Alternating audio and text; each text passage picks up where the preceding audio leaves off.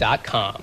With extra guests in the house and chaos this time of year, your furry family members are more likely to eat treats that could actually put their health at risk. And then for some is the challenge of traveling with a pet or preparing them to be boarded. That's always tough. Sonja Olson's here with us now, senior emergency clinician with Blue Pearl Veterinary Partners, and this is Lacey. Now, I wanted to know, what do you see a lot of during the holidays? What problems with pets come up, and how do you prevent that? And it's a great question. I think that people are fairly familiar now with some of the toxins that we worry about, such as the chocolate. People just go ahead and put the bowls up higher. They will find it. Right. Yeah. Doggies are determined. The counter surfers, so put them back. Things like the holiday beast, or whether it's a turkey or a ham, again, lift those things up. Kitty cats and doggies will find them.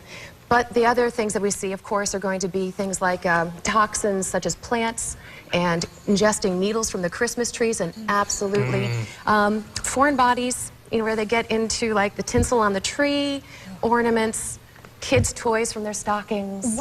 What do you do if that happens? I mean, Right. you know, I've taken my dog to the emergency vet and they pumped its stomach out, but are there things that people can do at home so they don't have to go to the emergency clinic? And that's a really important thing, so that people, before you go ahead and head into the veterinary clinic, the first thing I'd have you do is to go ahead and call that emergency clinic or your daytime veterinarian if they're open, to go ahead and see if there is anything you can do at home. They may recommend that you call one of the poison control centers that are available for us for animals and get some initial information, maybe even get a case number. They may even have you go ahead and try to make them throw up at home.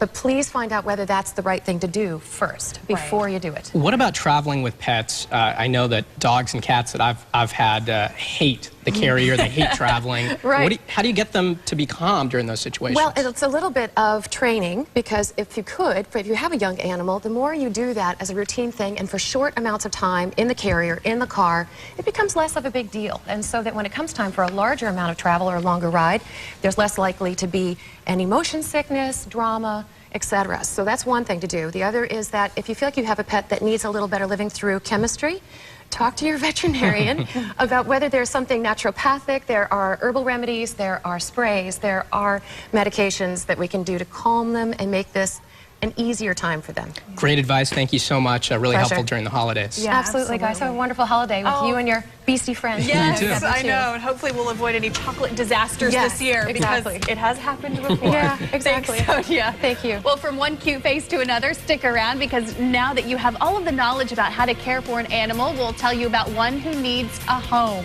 Reed is our Rescues in Action pet today, and you'll learn how you can take him home next. And it's a story many of you have been calling and writing us about, an update on a family's cat left stuck up in a tree after their home was burglarized.